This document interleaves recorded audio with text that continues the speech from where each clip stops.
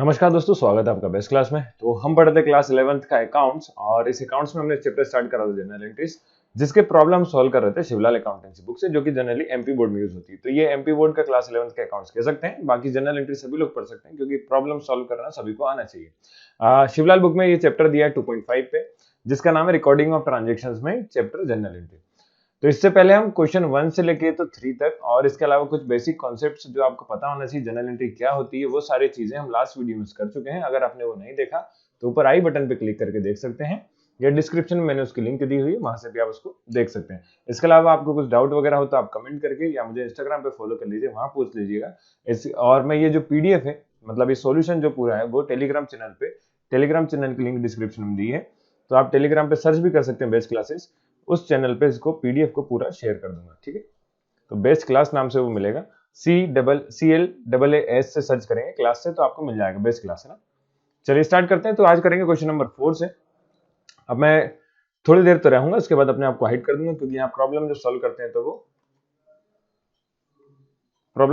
तो वो मेरे ऊपर आता है, इस वजह से मैं इसको कैमरे को हाइड कर रहा हूँ, ठीक है। Pass journal entries in the book of Harshvardhan for the following. तो कुछ कंडीशन दी है, उसके लिए आपको जनरल एंट्री पास करना है। लिखा है रिसीव @ 75 पैसा इन ए रूपी, अच्छा, फ्रॉम ए डेटर ऑफ 500। तो एक डेटर है, डेटर मतलब कौन होता है पहले वो बताता हूँ, तो जिससे आपकी चीजें और क्लियर हो जाएंगी। दो व्यक्ति होते हैं, एक जिसने पैसा दिया है, एक व्यक्ति जिसने पैसा लिया है। तो जो पैसे देता है, एग्जाम्पल के तौर पर इसने दिए 500 रुपए, तो जिसने दिए हैं वो है क्रेडिटर, वो होता है क्रेडिटर, और जिसने लिए हैं वो डेटर होता है। ओके, तो इस कंडीशन में लिखा है रिसीव 75 पैसा, तो डेटर से पैसा लेना थे वापस, तो रिसीव करते टाइम उसने कितने पैसे के हिसाब से दिया, 75 पैसे के हिसाब से आपको अमाउंट वापस पे करा है। अब यहाँ पे थोड़ा सा कन्वर्जन है जो आपको आना चाहिए, तो वो क्या है, देखिए, 1 रुपीज में 100 पैसे होते हैं, 1 रुपीज में 100 पैसे होते हैं। तो अगर मैं आपसे पूछूं कि 1 पैसे में कितने रुपए, तो आप सिंपल सा मैथ लगा सकते हैं। ये 100 आपने पढ़ा होगा कि इसके डिवाइड में चले जाएगा, तो ये हो जाएगा 1/100 रुपीज। तो 1 पैसे में 1/100 रुपीज होते हैं। ऐसे 75 पैसे में पूछें तो 1 पैसे में इतना है, तो 75 पैसे में हो जाएगा 75/100 रुपीज,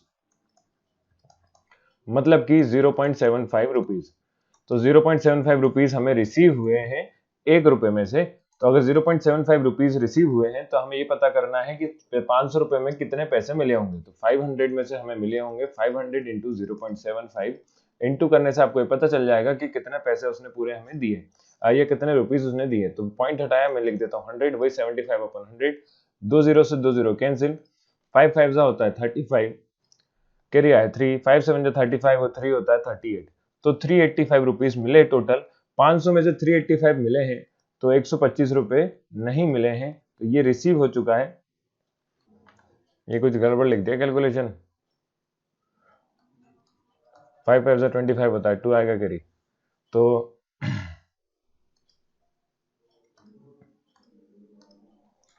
लिखा है pass journal entries in the book of Harshvardhan for the following. कुछ कंडीशन दी है, उसके लिए जनरल एंट्री करना है हर्षवर्धन के लिए। तो पहला केस दिया है रिसीव @ 75 पैसा, तो 75 पैसा मिला इन ए रूपी फ्रॉम ए डेटर ऑफ 500। तो चलो थोड़ा सा क्लियर करते हैं बेसिक टर्म्स। दो व्यक्ति होते हैं, एक जिसने पैसा दिया, एक व्यक्ति होता है जिसने पैसा लिया। एग्जाम्पल के तौर पे 500 रुपए दिए थे हमने किसको, तो जिसने पैसा दिए थे वो होता है क्रेडिटर, और जिसको मिले थे वो कहलाता है डेटर। ओके, अब जिस डेटर ने पैसे लिए हैं वो वापस चुका रहा है हमें, लेकिन वो पैसे चुका रहा है 75 पैसे के हिसाब से। तो 75 पैसा मतलब होता है, थोड़ा सा आपको कन्वर्जन अगर याद नहीं हो तो बता देते हैं, 1 रुपीज में होते हैं 100 पैसे। 100 पैसे, तो मैं अगर 1 पैसा पूछूं आपसे तो कितने के बराबर, तो आप बोल देंगे 1 पैसा इक्वल टू 1/100 रुपीज। अगर 1 पैसा 1/100 के बराबर है, तो 75 पैसे कितने हुए भाई, तो 75 पैसा हो जाएगा आपका 75/100 रुपीज। ओके, तो ये कहना चाह रहे हैं कि 0.75 मतलब 0.75 रुपीज आपको मिले, बाकी के 0.25 पैसे के हिसाब से रुपीज नहीं मिले। तो ये रिसीव हुआ है 75 और ये रिसीव नहीं हुआ। तो हमें दोनों चीजें पता करनी है कि 500 रुपए में से असल में कितने रुपए उसने दिए होंगे। तो कितने दिए होंगे तो पता करने के लिए कुछ नहीं, मल्टीप्लाई करके देख लो, पता चल जाएगा। तो 75/100 मल्टीप्लाई कर देते हैं, 0 से 2 जीरो कैंसिल, 5 5 से 35, सॉरी 5 5 से 25, 35 तो पता नहीं कभी हुआ था, 5 7 जा 35 और 2 37, 375 रुपीज उसने दिए हैं। और जो नहीं दिए होंगे तो मैं माइनस करके देख लेता हूँ, 125 आएगा। अगर नहीं तो आप 25 का इंटू करके देख लो 0.25 का 500 में, तो भी 125 आएगा। तो ये 125 रिसीव नहीं हुए, बाकी के रिसीव हुए। तो इसके लिए जर्नल एंट्री करते हैं। अब ये तो हो गया आपका कैलकुलेशन। आप लिखेंगे जर्नल एंट्रीज या journal of Harshvardhan, journal of Harshvardhan. इस तरह का फॉर्मेट बना लेंगे। लास्ट क्लास में बताया था मैंने कैसे बनाते हैं। सिंपल सा 5 कॉलम बनाने हैं। पहले वाले में डेट लिखते हैं, इसके बाद पर्टिकुलर लिखा जाता है, फिर लीजर फोलियो एक टाइप का पेज नंबर है। इसके बाद लिखा था अमाउंट, और ये अमाउंट होता है आपका डेबिट अमाउंट, और इधर एक और अमाउंट लिखाता है जो अमाउंट होता है आपका क्रेडिट अमाउंट। हमें लिखा है रिसीव, रिसीव मतलब पैसा आया, तो cash account debited, cash account debited. और जो पैसे नहीं मिला उसको बोला जाता है बेड डेट, मतलब जो डूब गया उसे बोला जाता है bad debts, bad debts account, ये भी डेबिटेड। टू किससे लेने थे, तो to debtor account, to debtor account, to debtor account. इस तरह की जनरल एंट्री बन जाएगी। 375 मिला है, 125 नहीं मिला, यहां लिख दिया हमने। टोटल हमें लेने थे भैया से 500। नरेशन लिख देंगे बीइंग 75 पैसा पर rupees from A debtor received. Okay, ये एंट्री हो गई। इसके बाद सेकंड एंट्री करते हैं, goods worth 200 destroy in fire. तो जब चोरी हो रहे थे तो लिखाते हैं लॉस्ट बाय थीफ्ट। अब डिस्ट्रॉय इन फायर तो ये भी एक टाइप का लॉस है, और ये हुआ आगी में, तो इसलिए इसको लिखाता है। पहली एंट्री तो ये हो गई, मैं नंबर लिख रहा हूँ, डेट नहीं है हमारे पास, तो सेकंड एंट्री लिखाएगी loss by fire account debited to purchase account, क्योंकि गुड्स लॉस्ट हुए हैं आपके, तो परचेस अकाउंट आएगा। और नरेशन लिख देंगे being goods destroyed by fire,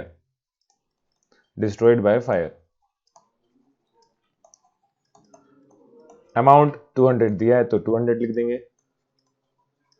third entry करते हैं। थर्ड एंट्री में लिखा है allow discount at the 15 15 rupees to Dinesh. Discount allow करा है तो हमारे लिए क्या है, नुकसान है, तो हम लिख रहे हैं किसको अलाउ करा है, तो यहाँ हो जाएगा दिनेश, और discount account debited to Dinesh account. Okay, और यहाँ लिख देंगे बीइंग डिस्काउंट अलाउड, ये डिस्काउंट अलाउड कर दिया।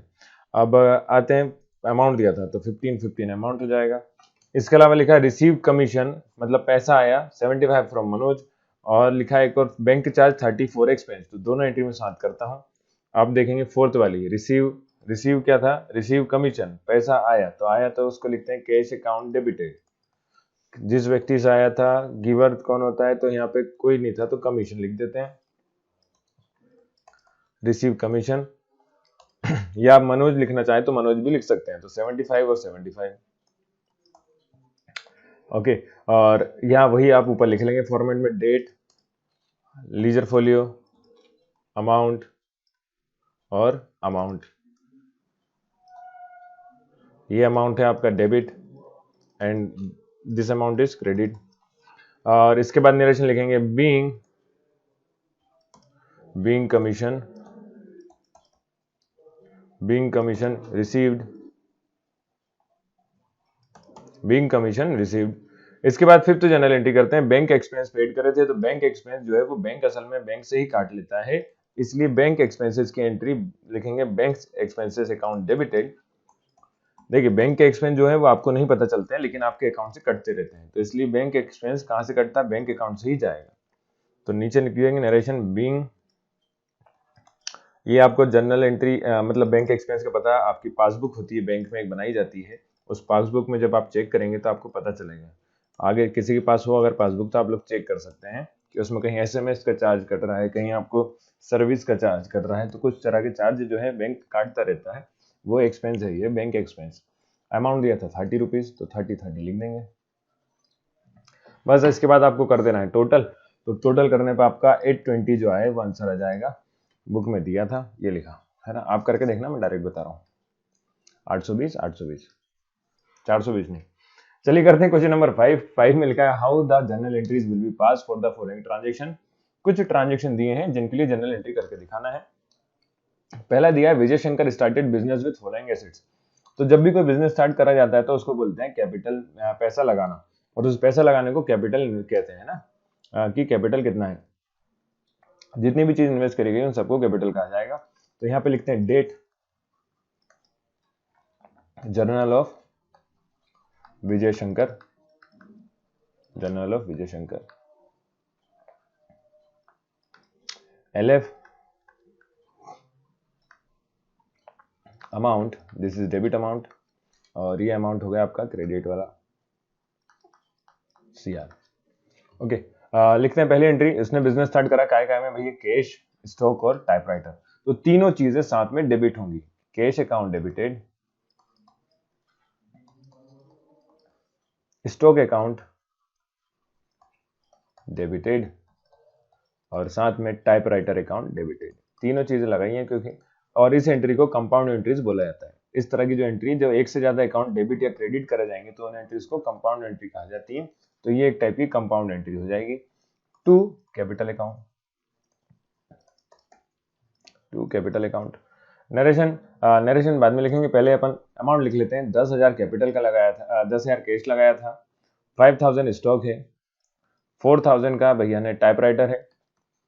तो टोटल मिला के जो इसने बिजनेस में लगाया वो पैसा हो जाएगा 19,000, 19,000। 5 4 9 और 10 19। नरेशन लिख देंगे, being business started with cash, stock and typewriter। तीन चीजों में बिजनेस स्टार्ट करा गया। तो इस तरह की एंट्री को कंपाउंड एंट्री कहते हैं। लिखा है purchase goods on credit from A, B and C। अब तीनों से खरीदा है, तो जब परचेज करते हैं तो परचेज अकाउंट डेबिट होता है। तो यहां लिख देंगे, अब नंबर लिख देता हूं मैं, डेट है नहीं हमारे पास। फर्स्ट हो गई, सेकेंड एंट्री है परचेज अकाउंट डेबिटेड,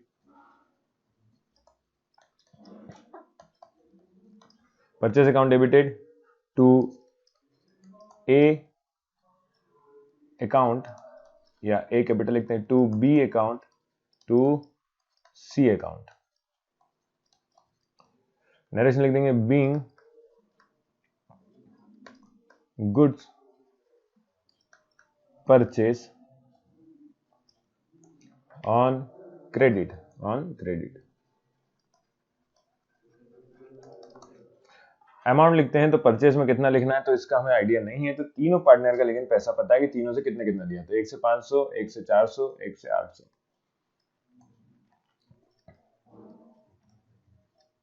तो यहां हो जाएगा 1700। टोटल कितना खरीदा आपने, 1700 का खरीदा है।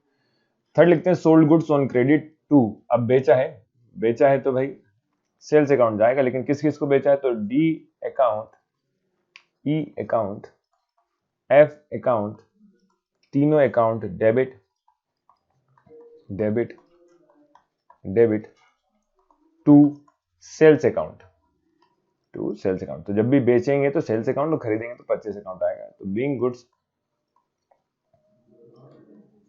Sold on credit. अमाउंट लिखते हैं 700, 800 एंड 600। अमाउंट हो जाएगा टोटल 2100। और इसके बाद आखिरी एंट्री दी है, paid in cash for expense 50, for postage stationery 100 और कैरिज इनवर्ड 20। तो ये भाड़ा है असल में लाने का, है ना, जैसे गाड़ी वगैरह का किराया वगैरह देते हैं ना, उस चीज को। तो यहाँ पेड इन कैश, अगर पेमेंट करा है तो पैसा आया कि गया भाई, सीधी बात है गया है।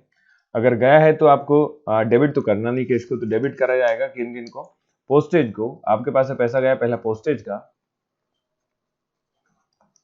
फिर स्टेशनरी का, स्टेशनरी, और इसके बाद कैरीज, तो कैरीज अकाउंट, तीनों अकाउंट डेबिट, तीनों अकाउंट डेबिट, डेबिट और डेबिट।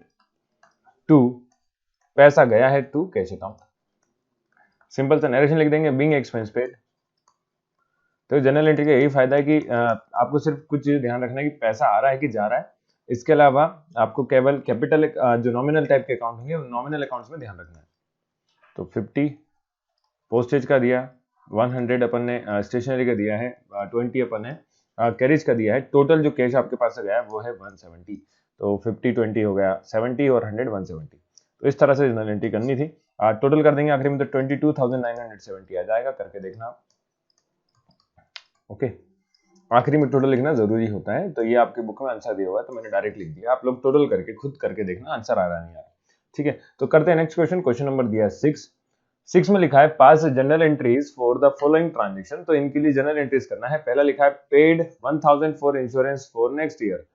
अब ये जो है पहले ही पैसा दे देना। अगर पहले ही पैसा दे दिया तो इसको कहते हैं प्रीपेड, इसको बोला जाता है प्रीपेड।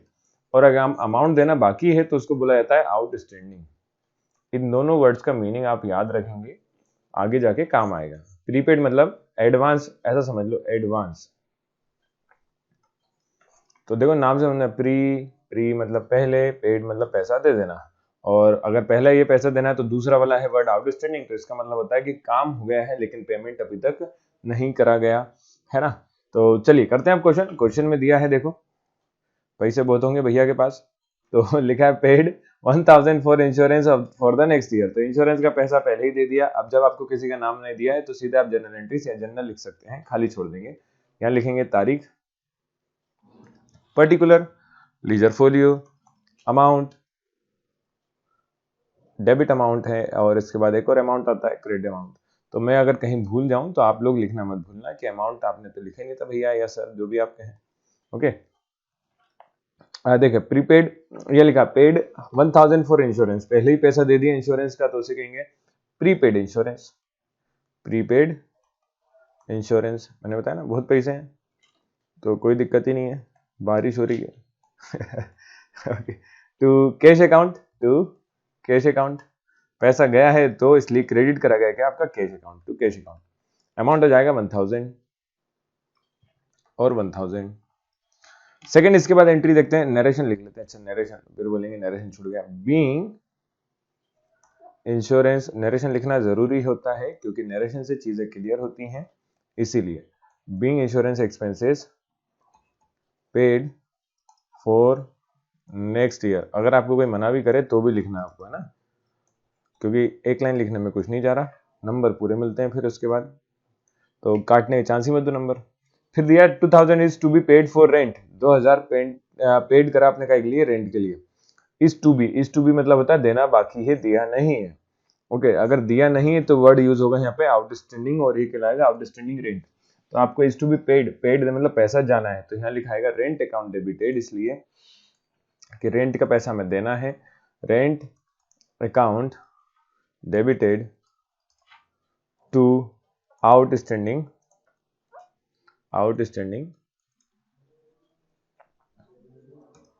Rent account. अमाउंट हो जाएगा 2000 और 2000। नरेशन लिखेंगे being rent outstanding, being rent outstanding. फिर थर्ड वाला ट्रांजेक्शन पढ़ते हैं, machinery cost 1 lakh provide depreciation 10%। तो देखिए डेप्रिसिएशन मतलब होता है कीमत में कमी आना। एग्जाम्पल के तौर पे आपने अगर मोबाइल खरीदा है, और मोबाइल ये एसेट्स नहीं है ना, एसेट्स पे होता है जनरली डेप्रिसिएशन, लेकिन सिर्फ एग्जांपल के लिए ले रहा हूं मैं कि मोबाइल, आपने मोबाइल खरीदा है 20,000 का और आप उसको 1 महीने बाद भी बेचने जाएंगे तो वो 17,000 मान के चलते हैं 18,000 में बिक रहा है। कितने टाइम बाद? 1 मंथ के बाद। तो ये 1 मंथ के बाद 18,000 बिक रहा, मतलब 2,000 इस पे अमाउंट क्या हुआ है, कम हुआ है। तो ये जो 2,000 कम हुआ है, इस 2,000 को डेप्रिसिएशन बोला जाता है। इसी को क्या बोला जाएगा? डेप्रिसिएशन। तो यहाँ लिखा है कि मशीन की जो कीमत है वो 10% से कम हुई है। 10% मतलब कि 1 लाख का 10% होता है अब 10,000, तो मशीन की कीमत 10,000 कम हुई है, तो इसके लिए हम लिखेंगे पैसा आपका डेप्रिसिएशन में गया है, मतलब है ना, आया नहीं है, तो कहाँ गया भाई, डेप्रिसिएशन अकाउंट में। तो depreciation account debited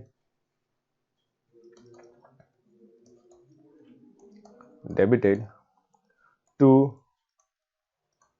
machinery account, depreciation account debited to machinery account, amount आ जाएगा 10,000 और 10,000। नरेशन लिखेंगे बीइंग डेप्रिसिएशन प्रोवाइडेड। तो डेप्रिसिएशन वर्ड याद रखेंगे सभी, आगे चैप्टर भी है डेप्रिसिएशन, टेंशन मत लीजिए।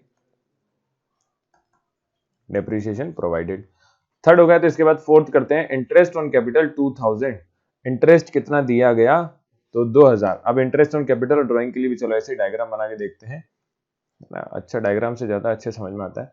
चलो डायग्राम बना के देखते हैं। देखिए मान के चलते हैं, आप जिस भी व्यक्ति ने पैसा लगाया किसी बिजनेस में, तो उसको बोला जाता है कैपिटल, उसको बोला जाता है कैपिटल, ये बिजनेस हो गया।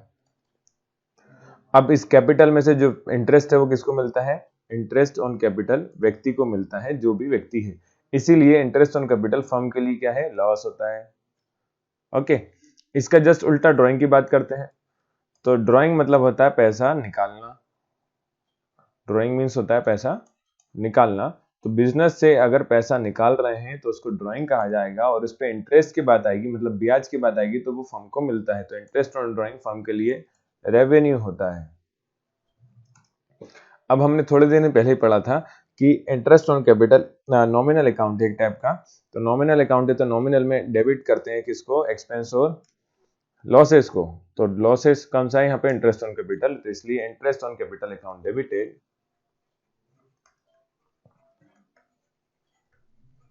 Interest on. अगर टाइप्स ऑफ अकाउंट नहीं पता तो आप लास्ट वीडियो देखो, थोड़ा सा अच्छा क्लियर हो जाएगा। 3 टाइप के अकाउंट्स वगैरह बताए हैं उसमें, और उसके लिए गोल्डन रूल्स जनरल एंट्री की जो है वो भी बताए हैं। तो interest on capital account debited to capital account. Same drawing की बात करेंगे तो drawing account debited, drawing account debited, drawing मतलब ये पैसा ड्राइंग का जा रहा है, तो ये लॉस है ड्राइंग इसलिए ना, तो लॉस को हमने क्या करना है, डेबिट करना है। इधर भी लॉस को क्या करना है, डेबिट करना है।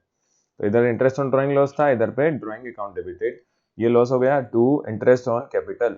ये ड्राइंग मतलब चित्रकला नहीं है ठीक, चित्रकला मतलब ड्राइंग मतलब पेंटिंग बनाना नहीं होता है। ओके, ड्राइंग मतलब अकाउंट्स में, ड्राइंग मतलब पर्सनल यूज के लिए विड्रॉ करने को ड्राइंग कहा जाता है। तो सभी ध्यान रखना, आगे भी यूज होगा ये वर्ड, नहीं तो आप सोच के बैठे कि इंटरेस्ट मतलब ड्राइंग तो है बना लेंगे बनाना नहीं है, ड्राइंग जनरल एंट्री बनाना है। Drawing being interest on capital paid, और इसकी बात करते हैं इधर पे, तो being interest on drawing, interest on drawing charge, हमने चार्ज करा है, या रिसीव भी लिख सकते हैं, अगर आपकी इच्छा रिसीव लिखने की है तो रिसीव लिख लीजिए।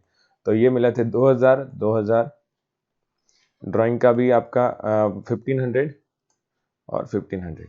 इसके बाद कुछ नहीं, टोटल करना है जनरल एंट्री का बस, तो टोटल करेंगे तो आ जाएगा आपका 16,500। ओके, चलिए तो इसके बाद करते हैं क्वेश्चन नंबर 7, जिसमें ट्रेड और discount, trade and cash discount के बारे में दिया है। तो ट्रेड डिस्काउंट और कैश डिस्काउंट में थोड़ा सा आपका एक आइडिया क्लियर कर देते हैं कि जब भी कोई कंपनी आपको डिस्काउंट देती है, जैसे कि आपने मॉल वगैरह में खरीदने गए हो तो वहां लिखा होगा जीन्स जैसे 1000 का है, तो इस पर दिया जाता है आपको 20% डिस्काउंट। तो ये 20% डिस्काउंट कंपनी ने दिया है, तो कंपनी ने जब देती है तो वो होता है ट्रेड डिस्काउंट। वो लालच दे रही है आपको कि आपको 20% डिस्काउंट हम देंगे, तो इस पर जब 20% निकालेंगे तो आपको 200 रुपए होता है 20%, मतलब आपको जो कंपनी जीन्स पड़ेगा वो 800 का पड़ने वाला है। ओके, मतलब 200 रुपए हो गया 20%, 200 डिस्काउंट हो गया 800। लेकिन अब 800 नहीं देते हुए तो ये वाला डिस्काउंट फिर से बोल देता हूँ, ये कौन सा है, टीडी, ट्रेड डिस्काउंट।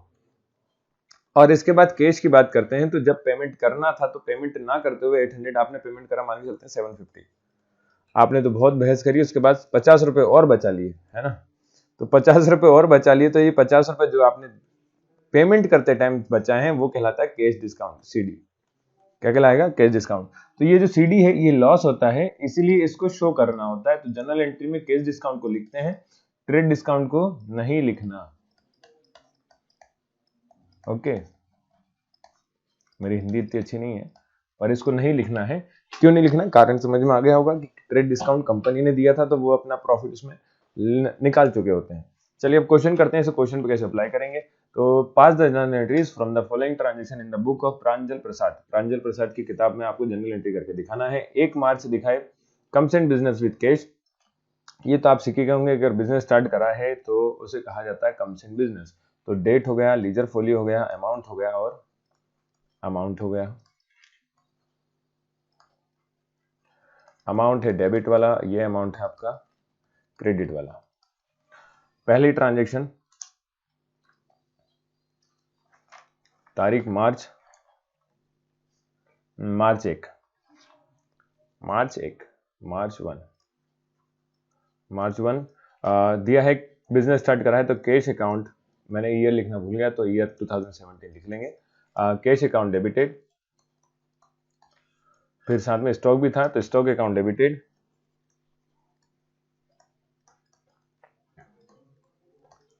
10,000 और 8,000।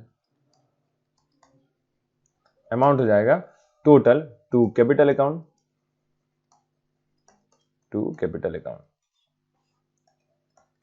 ये हो जाएगा 18,000।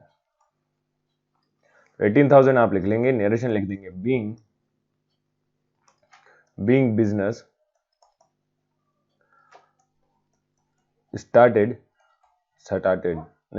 With cash with cash and stock. तो बिजनेस स्टार्ट करा गया कैश एंड स्टॉक में, तो आपने नरेशन लिख दिया।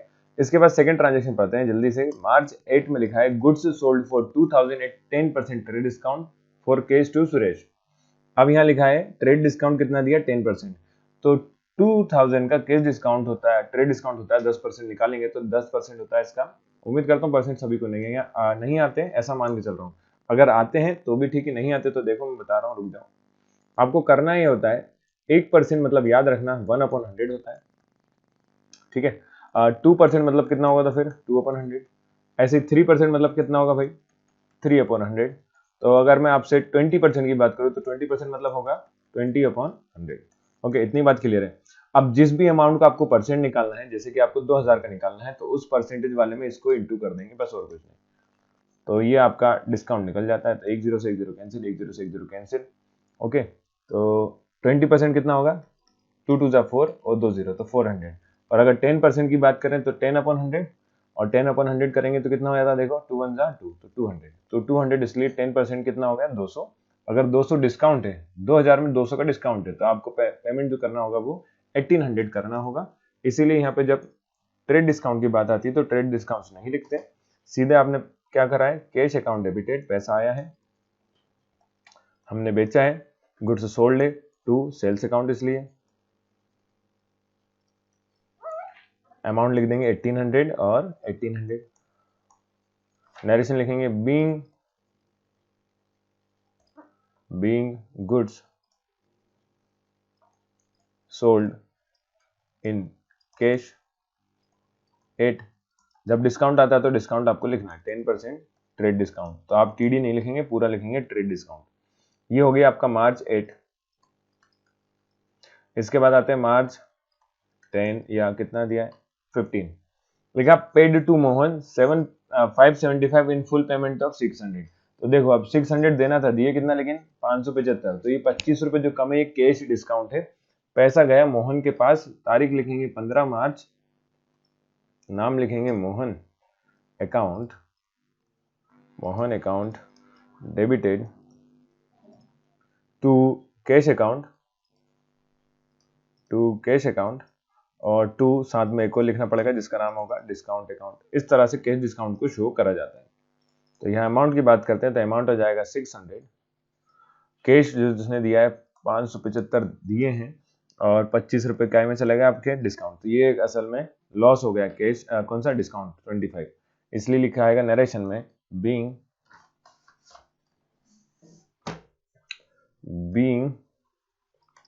गुड्स परचेज्ड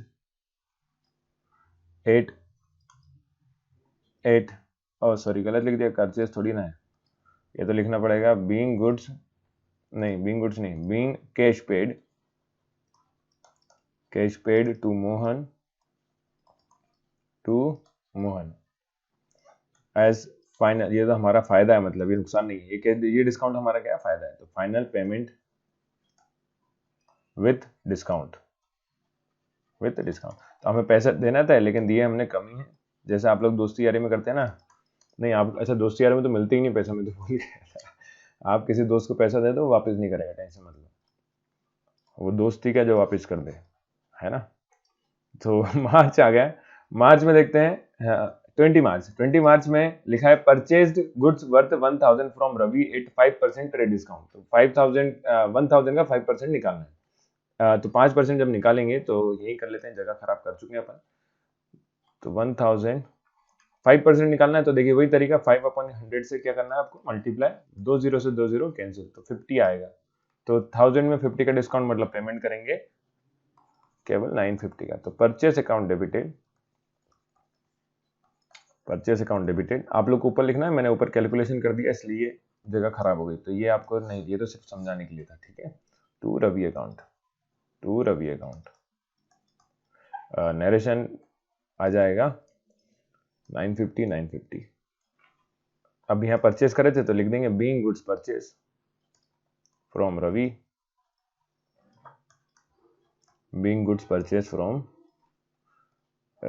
या फिर लिख सकते हैं 8TD फ्रॉम रवि, ऐसा भी लिख सकते हैं, जो अच्छा लगे, लेकिन समझ में आना चाहिए, बस ये क्लियर होना चाहिए कि क्या हो रहा है, ट्रांजेक्शन क्लियर होना चाहिए सभी को। चलिए करते हैं 8th क्वेश्चन में लिखा है make the general entries in the book of Raja Ram for the following transaction. तो जनरल एंट्रीज करके बताना है। Business started with cash 2000 and goods 30,000। अभी तक तो सभी को याद हो गई होंगी। Date, ledger folio, amount. इसके पूरे क्वेश्चन करेंगे क्योंकि जनरल एंट्रीज बहुत इंपॉर्टेंट चीज है जो कि आगे भी अकाउंट्स में काम आता है। तो इसके अलावा भी आपको कहीं से क्वेश्चन मिलते हैं तो आप प्रैक्टिस करिए बस। ईयर दिया 2015, जनवरी 1 था, बिजनेस स्टार्ट करा था कैश और स्टॉक में, तो cash account debit, stock account debit, to capital account हो जाएगा। ओके, पिछले वाले क्वेश्चन में हमने क्या नहीं करा है, टोटल नहीं करा, तो टोटल आप लोग करेंगे। Cash account debited, stock account debited, to capital account. Amount की बात करते हैं तो अमाउंट कैश था 2000, गुड्स था 30,000। ओके भैया, 2000 एंड 30,000। नरेशन कैपिटल अकाउंट में टोटल आएगा 32,000। नरेशन लिखेंगे being business started, being business started with cash and stock. Okay, चलिए इसके बाद सेकंड, जनवरी 3 में दिया है goods purchase from 5,000। Goods purchase करे कितने के, 5,000 के। ट्रेड डिस्काउंट अलाउ करा 10%। ओके, तो 5,000 का 10% निकालें। चलो हमने रफ शीट बना रखी थी तो यही करते हैं,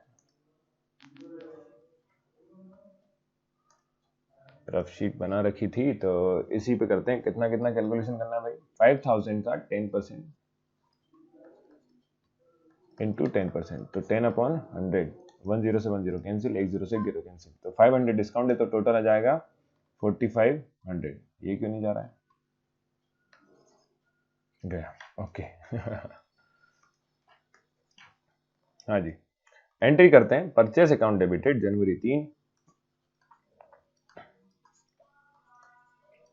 परचेस अकाउंट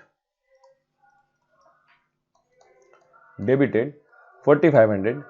5,000 था तो 500 डिस्काउंट चलेगा, टू जिसने भी दिया है तो उनका नाम आ जाता है 4500। नरेशन लिखते हैं बीइंग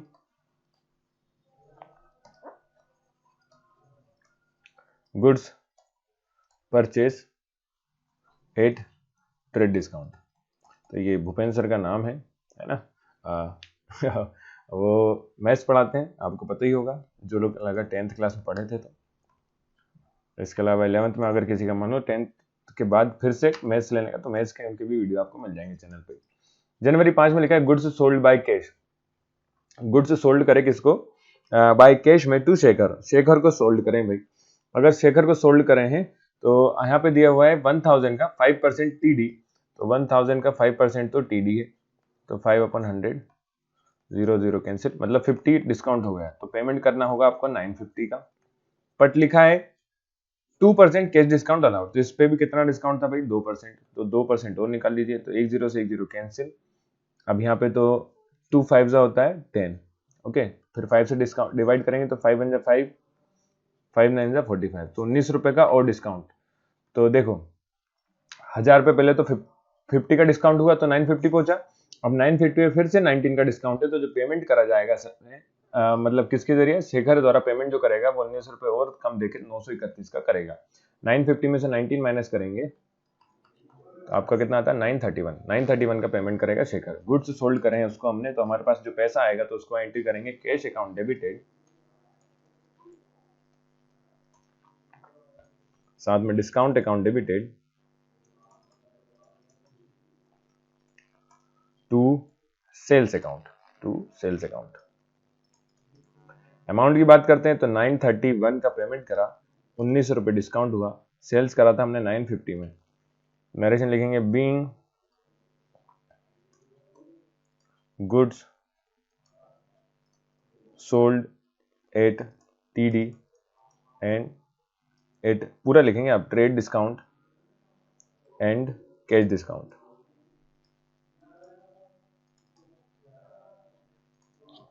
ओके, अब बात करते हैं आखिरी सैलरी पेड। पैसा गया है तो क्लियर है, सैलरी पे करी 25 जनवरी,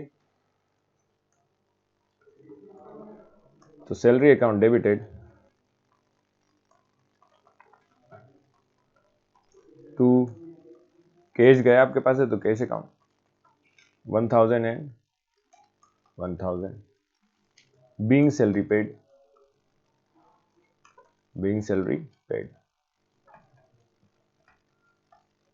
चलिए करते हैं क्वेश्चन नंबर 9। क्वेश्चन नंबर 9 में लिखा है journalize the following transaction in the book of Vijay, तो आप लिखेंगे जर्नल ऑफ विजय, फिर लिखेंगे date, particular, ledger folio, amount, और एक और आ जाएगा अमाउंट। पहली चीज वही, comes in business with cash 60,000 and worth दिया है एंड गुड्स वर्थ 20,000, तो दो चीजों से बिजनेस स्टार्ट करा, तो ये तारीख आ जाएगी 15 जनवरी 1। देखो बिजनेस स्टार्ट करना वही चीज, cash account debited, stock account debited to capital account, narration वही, बीइंग बिजनेस स्टार्टेड 60,000 एंड 20,000, इसके अलावा आ जाएगा 80,000 आपका टोटल कैपिटल। नरेशन लिख देंगे being business started with cash, being business started with cash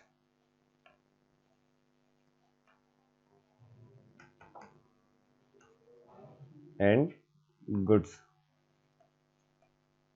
या स्टॉक लिख सकते हैं। सेकंड एंट्री दी है goods purchase from Gaurishankar 22,500, goods purchase करे किससे? हमने गौरीशंकर से, तो आप लिखेंगे जनवरी 5। गुड्स परचेज, तो purchase account debited, purchase account debited to, जिससे भी खरीदे उसका नाम, टू गौरीशंकर।